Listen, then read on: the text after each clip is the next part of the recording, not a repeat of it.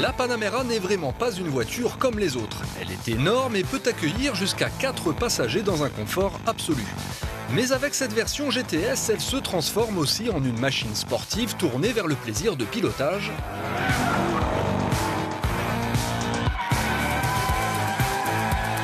Une vraie performance d'ingénieur. C'est le tour de force de la marque Porsche, même dans un segment qui a priori n'est pas 100% sportif, de proposer de vraies voitures passion, des voitures qui font plaisir, qui se conduisent presque autant et aussi bien qu'une 911. Car chez Porsche, la star incontestable, c'est la 911. Près de 48 ans de carrière, une ligne intemporelle sublimée au fil des générations, c'est la référence mondiale des sportives et un véritable mythe.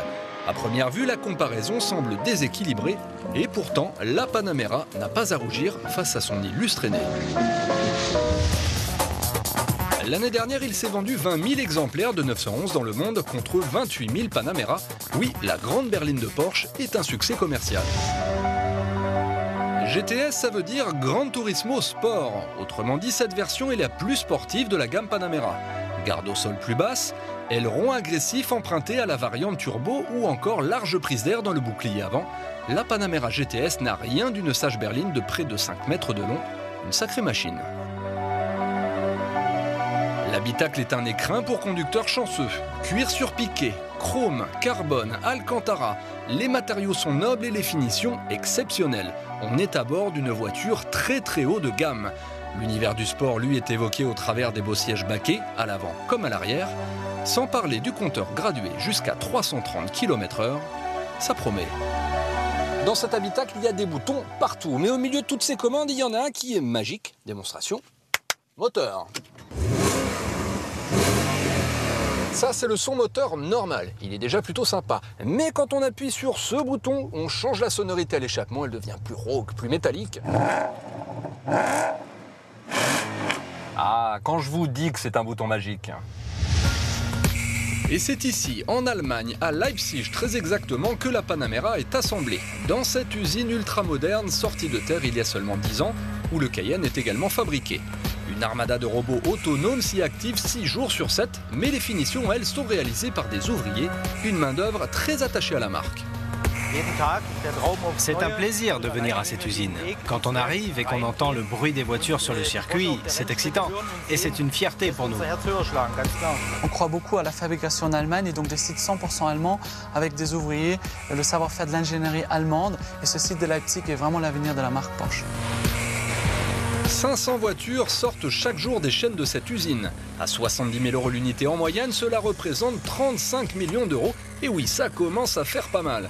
Porsche n'est donc pas à plaindre, c'est même aujourd'hui la marque la plus rentable du monde, devant Ferrari. La Panamera GTS, elle coûte cher, très cher même, 118 379 € très exactement, et sans compter les options. Mais elle dispose d'un moteur fantastique, un V8 atmosphérique de 430 chevaux, c'est le plus puissant actuellement de la gamme Porsche, tout modèle confondu. Alors elle est puissante cette Panamera GTS, mais est-elle seulement performante? Pour le savoir, un juge de paix, un petit départ arrêté, alors on passe en mode Sport Plus pour avoir toute la puissance et on n'a plus qu'à lâcher la cavalerie.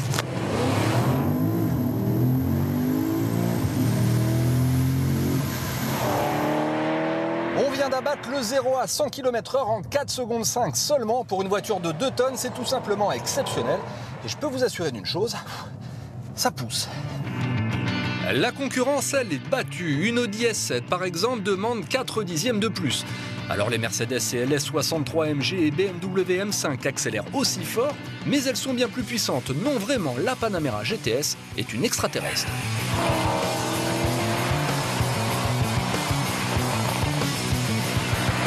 Mais elle ne s'arrête pas là. Avec sa transmission intégrale et ses suspensions actives, cette version GTS se conduit aussi facilement qu'un vélo.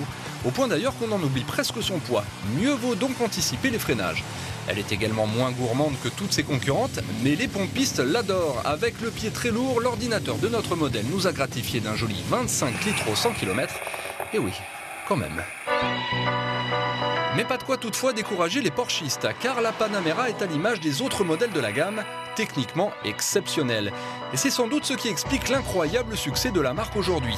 Avec 120 000 exemplaires immatriculés l'année dernière, jamais Porsche n'a vendu autant de voitures dans son histoire et gagné autant d'argent.